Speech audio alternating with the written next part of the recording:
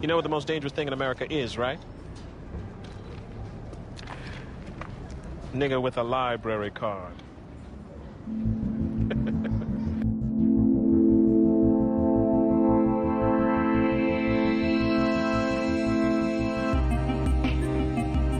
This is the Most Dangerous Thing in America podcast, a show in which we read books by black authors and they're talked about by a black author.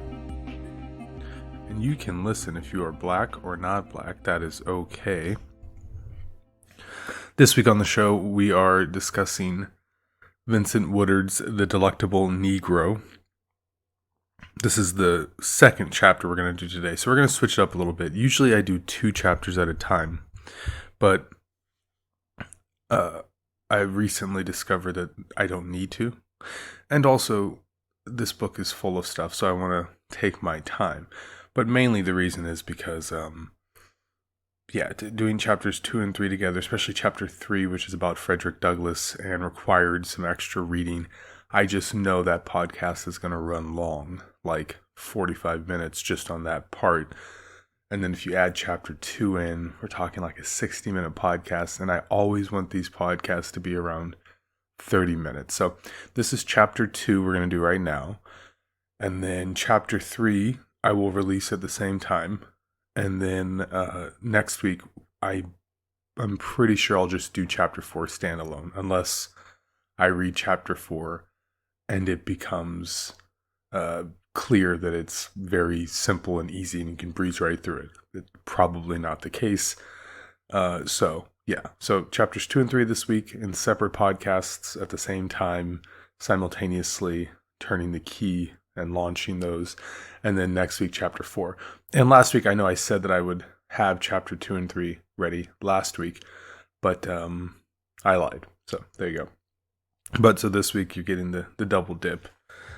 Which is really just the traditional single dip. Okay, let's hop into chapter 2 and try to keep this podcast at a reasonable amount of time. Chapter 2 is called Sex, Honor, and Human Consumption. And it starts out with the story of a slave owner, Kentucky slave owner. His name is Lilburn Lewis. Good name. Good name for a bad dude. So I'll just read the part that I highlighted here, and then I'll read my exact notes without changing anything. I highlighted, in 1826, he would commit crimes against his slaves that would cause his community to ostracize him and pursue legal restraint. He committed suicide while awaiting criminal trial. So my note on this was, man. That's it. And then my later note was, crimes so bad, other criminals were like, yeah, that's too much. He literally disgusted the other slave owners. So that's pretty wild. And I would like to take this moment right now to just step outside of Vincent Woodard's conjectures and thesis. And form a thesis of my own. I recently saw on Twitter, where I spend too much time, the idea that there aren't black serial killers. And that, of course, is not true. There are black serial killers. They're also just black criminals who enjoy killing. This book is full of white people who enjoy killing. Of course, white people have been overrepresented as serial killers. And as you're reading the book, you run across these different instances of slave masters who were sociopathic psychopaths. Like, that doesn't feel harsh enough. They're monsters, they're animals who enjoy beating and torturing people, and particular black people. And I think one of the things about Woodard's book overall is that he's comparing, he's driving home this idea of consumption and cannibalism. The cannibalism for sure is the eating of humans, but the consumption part, the fact that we were viewed as kind of animals' property, that kind of thing, not a human. I think that that centers it around black people being considered lesser than. But if you center it around like, oh no, they knew we were human, and maybe some of them didn't even believe in the inferiority thing and yet did it anyway. I wonder about the roots of the modern serial killer crisis, which not only are white people overrepresented, but America is overrepresented. I wonder if the roots of that have anything to do with slavery. Like, if the quote-unquote peculiar institution which allowed state-sanctioned violence against human beings for hundreds of years, of that kind of insane amount of violence injected into the American psyche, took root and manifested itself. And the result is that in the 20th century, you get your whatever, John Wayne Gacy's and your Ted Bundy's and et cetera, et cetera. I'm always scared I'm going to say Al Bundy. I wonder if those two things are linked. And I wonder if there's a study on it. So I'd like to read up on that. You might be saying to yourself, why didn't you Google this before you started the show? Hey, listen, we're not perfect, you know? We're all just people. Okay, so anyway, that happens, and then, so there was a incident that's described that I just want to mention really quick. This actually should be in like a different section because it's not important. So, but I'll describe it nevertheless. And basically, this guy Lewis, the slave master, he is beating the hell out of a slave named George, and of course he's sick, and so he beats him until it's just insane, and then he put his feet into the fire, and then he cut off his limbs below the knees, and so he cut off pieces of him one by one and threw him into the fire. What? So again, this is literally like satanic level craziness. You know, that I guess I'm not arguing against Woodard. I guess I'm more or less just saying, like, were these kinds of instances really more like the exception than the rule? It doesn't make them good, but I feel like it's like serial killer related. Anyway, while this is happening, there's an earthquake. So that just seems like the most biblical weirdo thing possible that could happen. Having an earthquake while you are, you know, torturing a human to the point of disgust, like your neighbors and your wife and obviously the other humans in your in captivity at your house. Obviously they're disgusted, but literally everybody's like, what the hell? And then God himself starts an earthquake. Not that I believe in God. But anyway, interesting thing. Okay, so that happens. And, you know, we read this passage in which Woodard talks about how that event, right, the tying up of George, there was a bolted door, and the slave master talks about how he had, you know, more fun doing this than he did, more enjoyment was his word, than going to a ball with like pretty ladies. And so Woodard ties this into homoeroticism and cannibalism. And I get it. I see how you could, in the same way where I say like serial killers come from insane slave masters. I see how you could say like there's a homoerotic element to bolting the door. There's a cannibalistic element to, you know, basically feasting upon this orgy of experience. But I don't see it as much. But I don't want to dwell on what I don't see. I think I did enough of that in the last podcast about how I don't think it's true. I think I more just want to cover what Woodard is saying. Okay, so that's the like opening gambit. And then we launch into a discussion of Cannibal Nation. So this is really the focus of the book and the chapter. And the idea here is that America had a crisis with cannibalism in the 19th century, and they were scared of becoming a quote-unquote cannibal nation. So this is Woodard extrapolating on a concept. Now, I think it's fair to say that the true concept is America is eating itself by being involved in this peculiar institution.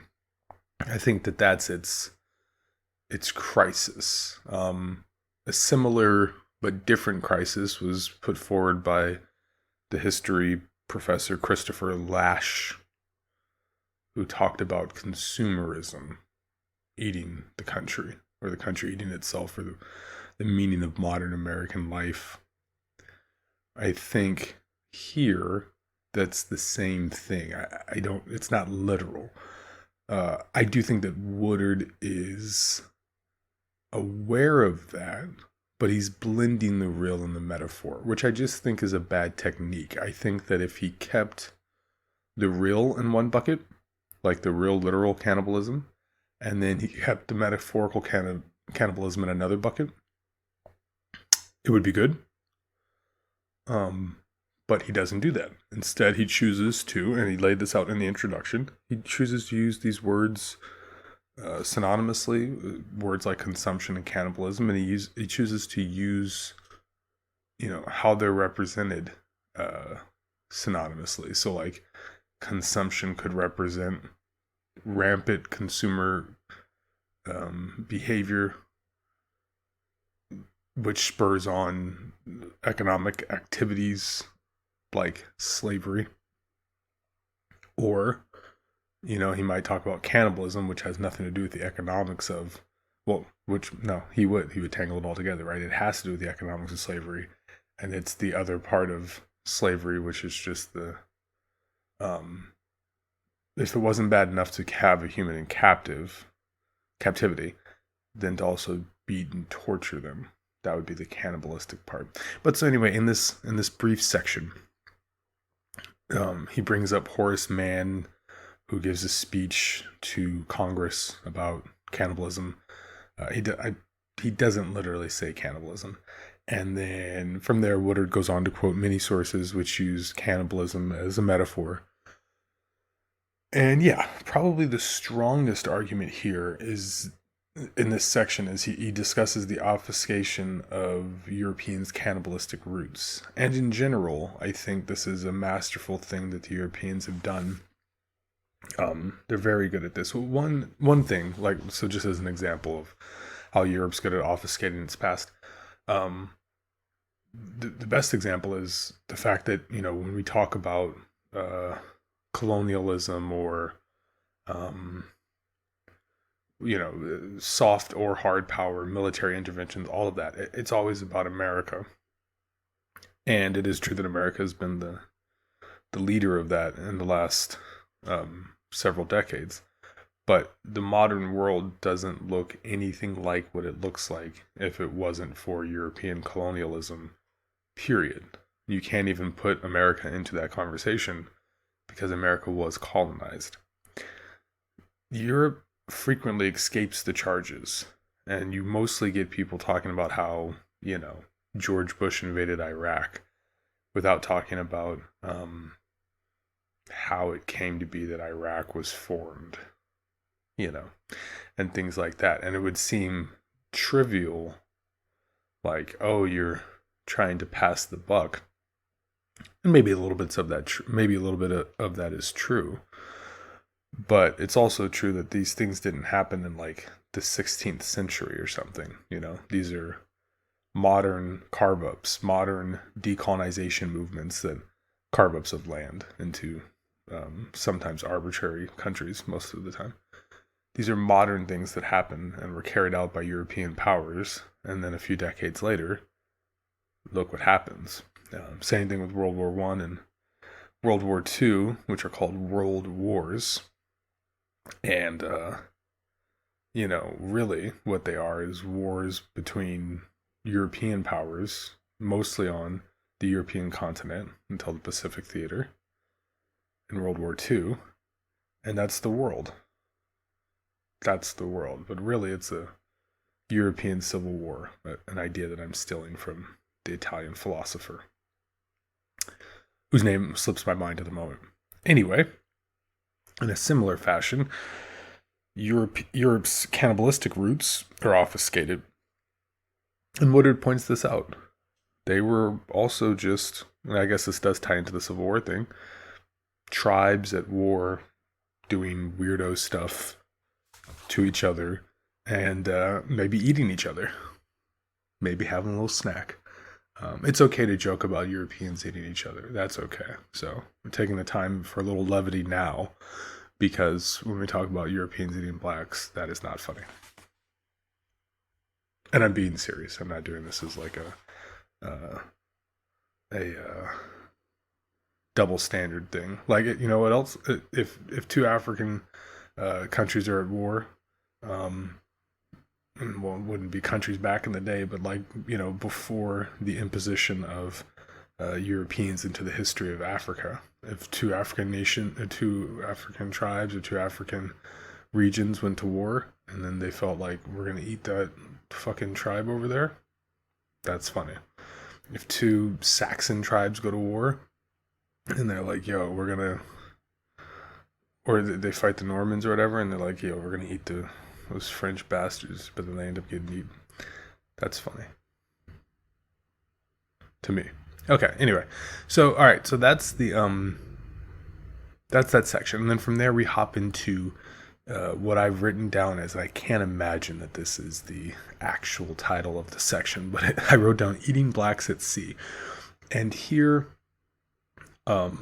Woodard takes the idea of love and desire and talks about how that coincides with the desire to consume the object of your love. So here he gets into, what does that have to do with the sea? Okay, but I'm just laying down like how one thought that he had there, and then from there talks about how there was cannibalism at sea, right? And there was this case on the Essex where they set out from Nantucket, and whatever happens at sea, storms or what have you, shark, the Meg 2, but whatever happens, and they're stranded out there. And the thing that they do is they eat the first 4 crew members that they eat are black. And then this happened on more than one boat. So Woodard discusses this and how it wasn't even like a question. As soon as the question came up that we have to eat somebody, they were like, oh, we're eating the black guy. Now, I've always thought this is kind of weird, because if it were me and I were a racist piece of shit, and I thought like, oh, those blacks, you know, they're like dirty or whatever, I wouldn't want to eat it. That's a really weird white person thing, is it not? Like, if you think that the human being is gross, why would you want to eat him? Wouldn't you want to eat a good, clean white man from, I don't know, Nice or County Cork or whatever? No, probably not Irish, right? Yeah. No, it's almost like eating a Negro. Yeah, it just seems odd to me. I just think it's a weird choice. Like, if I thought that the Negroes were dirty, I wouldn't want to eat a Negro. Or a human at all. That being said, you're stranded at sea. No judgment at sea, except for when your culinary tastes are racist. All right, so they eat the black people. But then this happens on another boat. And then on page 91, Woodard kind of, you know, and he does this a lot in this book. I would say this is one of his techniques, is to get to the end of a section, the end of a chapter, and then really tie together his points, which is normal, but push it one step further. So not just conclude, but also conjecture.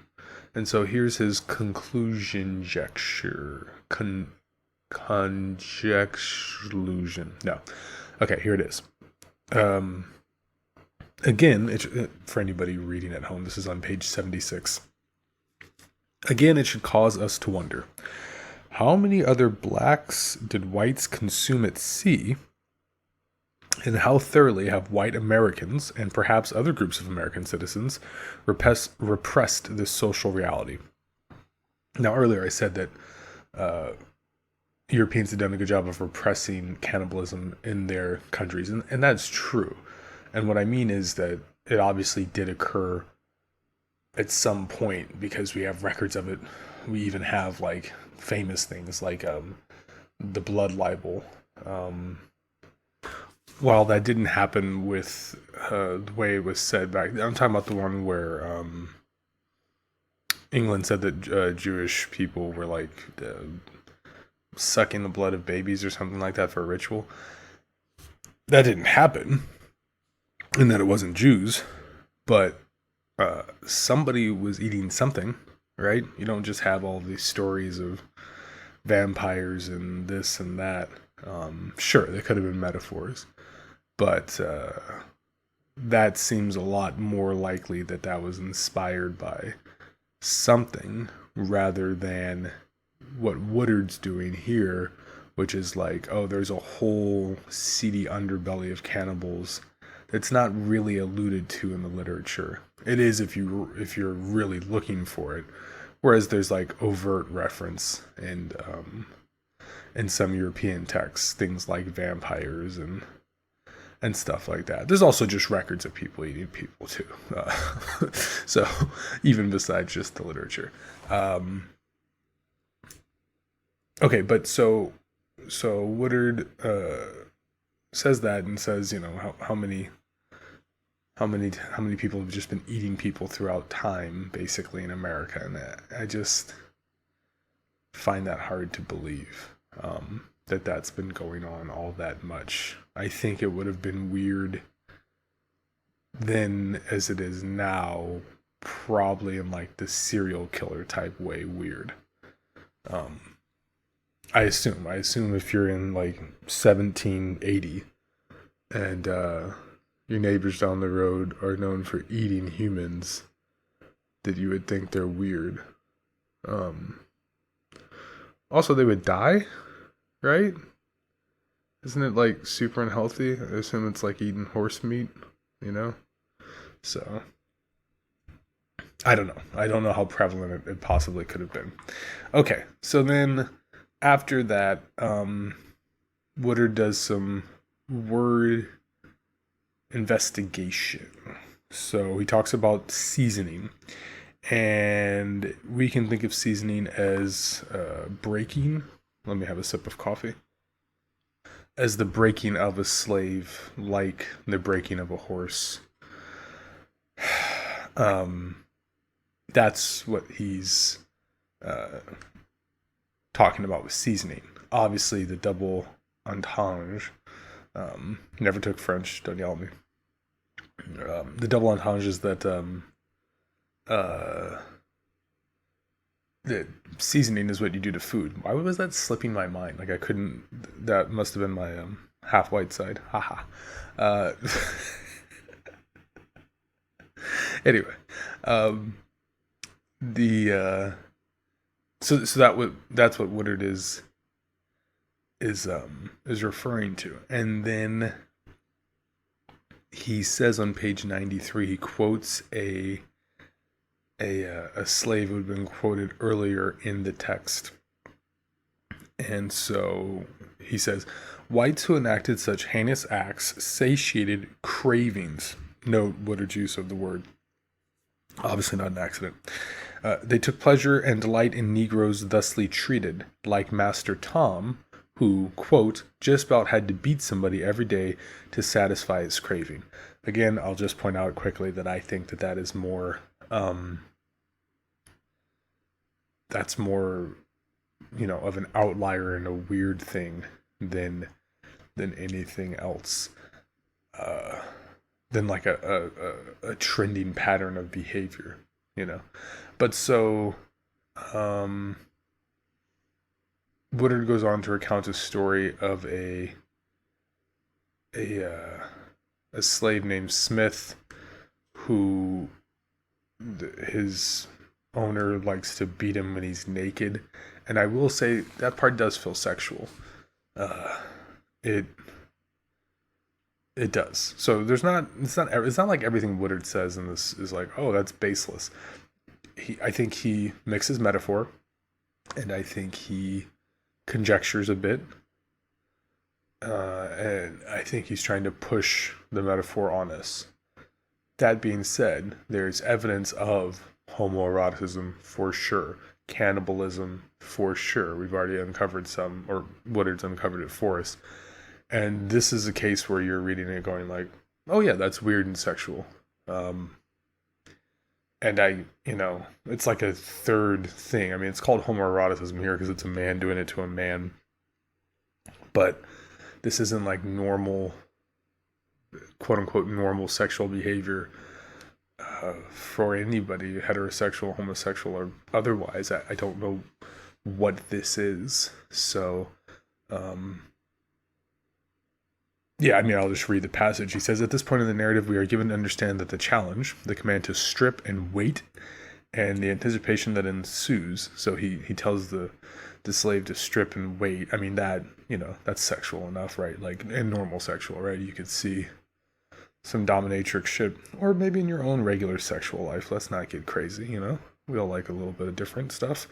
Are all a part of sex/brutality ritual that the captain practices frequently. Every day the captain finds reason to beat Smith. The cat o' nine tails had no rest. A day seldom passed on which he would find no occasion for its use, recalls Smith. So, that's weird and sexual. I mean, there's just no two ways about that. Okay. So then, of course, I was scrolling through on preview on Mac, which is where I'm reading this, and it just got away from me. Have you ever had that happen where you're scrolling and then all of a sudden it scrolls like 100 pages in a row? So anyway, so he continues to talk about this idea of seasoning. Obviously that Smith thing is a huge part of that, right? The idea here is that you could beat a man into submission and to being the kind of docile Negro that you like. So, to sum up this section, he writes a couple of different passages I'm going to read. Like the difference between wild and domesticated game, the more appetizing Negro was one whom whites had domesticated, made into a type of pet whom they could work, romanticize, brutalize, or socially consume. This is the first passage in the chapter, and there's later in chapter 3 passages which I think fit quite nicely for the current American black milieu, and this is in part of it. This is James Baldwin's I Am Not Your Negro. This is Dr. Umar Johnson, who's not a doctor and definitely is not somebody who should be quoted seriously, but this is where him and other hoteps criticize the black community for shuffling along and falling into the white man's trap. And this is so because of this society that was created by white people in America, which subjugates black people, especially a subaltern class of black people, as well as other minorities.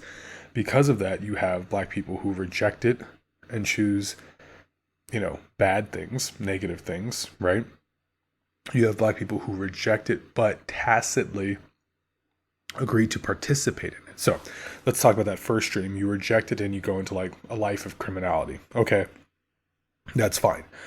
Then the middle stream is you reject it. Maybe you embrace some of the life of criminality stuff and you say you're rejecting it, but actually you're after all the money and all of the stuff that is the capitalist society that we exist in.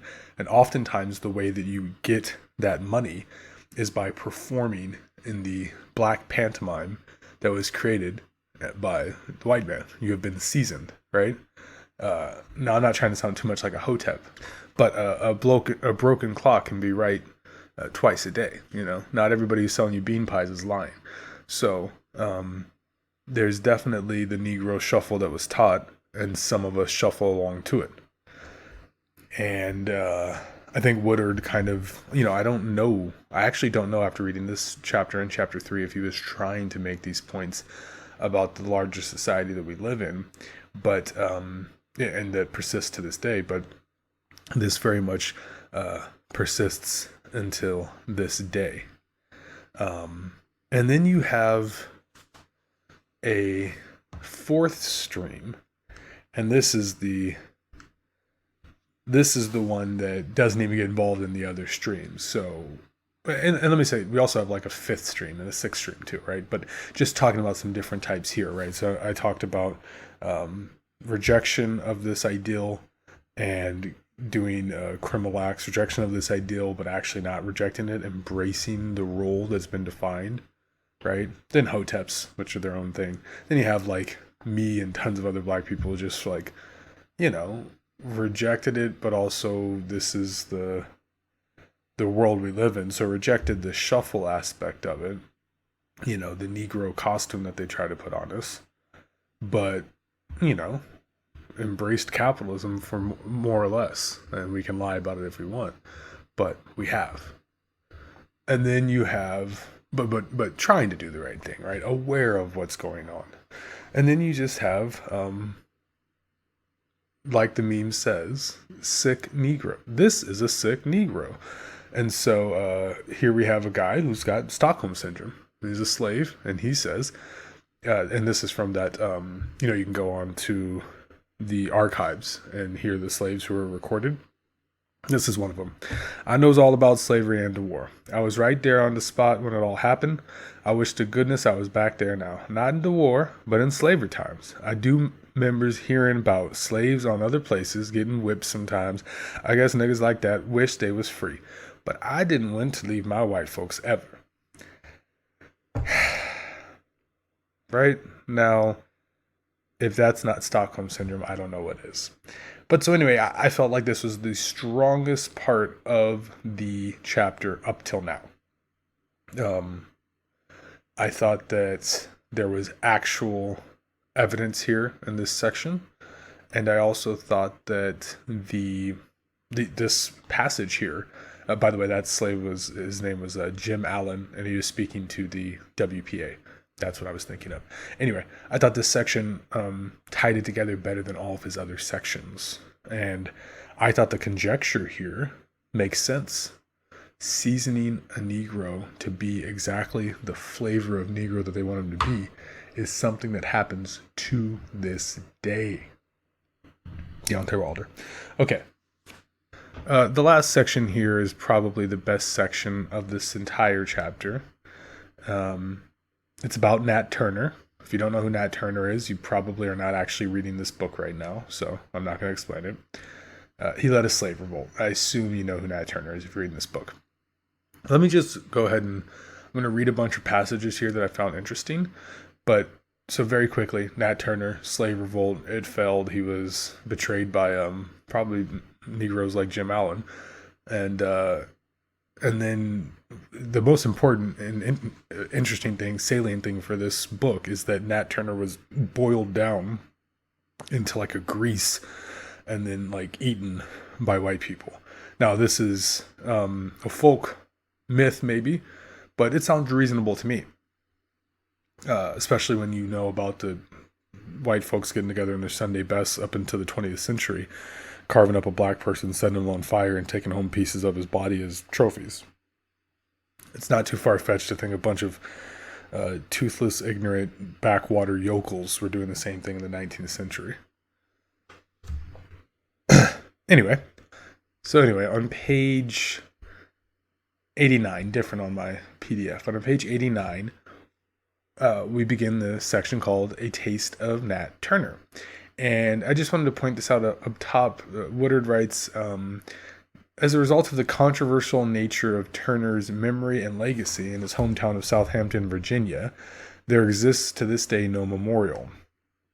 And I think Woodard handles this well here because, and what I mean is this is a very good job of being objective, because I don't think there's any black person alive who's not a Jim Allen type. And I don't want to besmirch the name of Jim Allen. The dude was actually in slavery, so his mind is actually fucked up.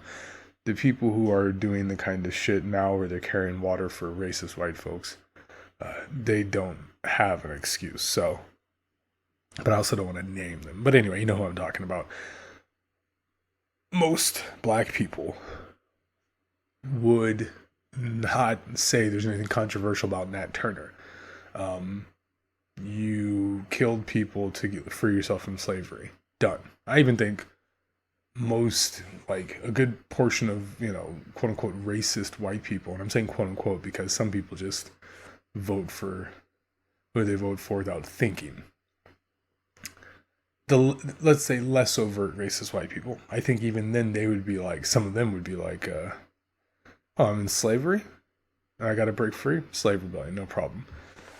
But that's not the objective truth, and it makes sense because, like Woodard says, there's no statue there, right? They're not having a Nat Turner Day. So, yeah. Okay, so anyway, we've basically covered the Nat Turner story. I mean, for what it's worth in this book, it's about him leading the slave revolt and then possibly getting eaten, right? Which I happen to believe, of all the different conjectures in this book, this is one where I'm like, I see it, yeah, sure. So let's just talk about a few more things that I found interesting in the chapter. It's doing that thing again where it skips 1,000 pages. It's very frustrating. Very frustrating feature. Not sure why you would have it in there. Okay, so on page, what is it, just 91, Woodard says, perhaps the general had in mind individuals like the following black man, whom whites shot, quartered, and beheaded for no reason at all, except that he knew nothing about the Turner insurrection. He told him he didn't know anything. This is a quote now. He told him he didn't know anything about any insurrection. They shot several balls through him, quartered him, and put his head on a pole of the fork of the road leading to the court. This is no exaggeration if the Virginia newspapers may be taken as evidence. And the reason that this is an important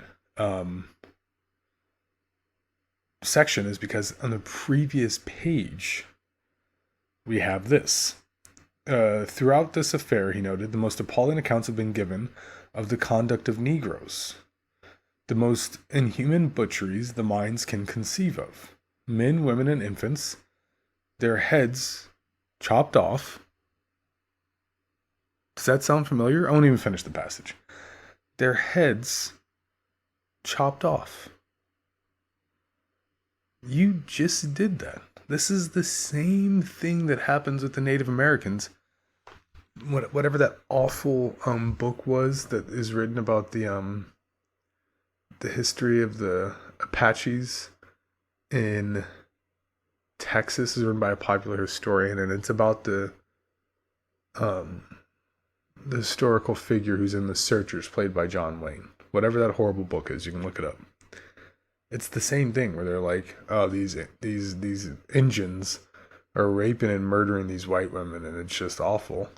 And then you're out here raping and murdering. It's just the true paradox of the whites. Like, oh, it's fine to rape and murder. Close the door first. Anyway, okay, so that's page 106. And so then we finish out with page 93 and 95, in which Woodard talks about the practice of consumption for human consumption, cannibalism for medicine,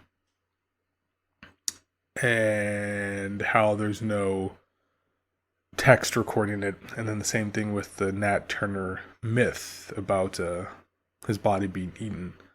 The thing is that of all the conjectures in the chapter, those two are the most believable because we know that people have eaten weird things for medical reasons before.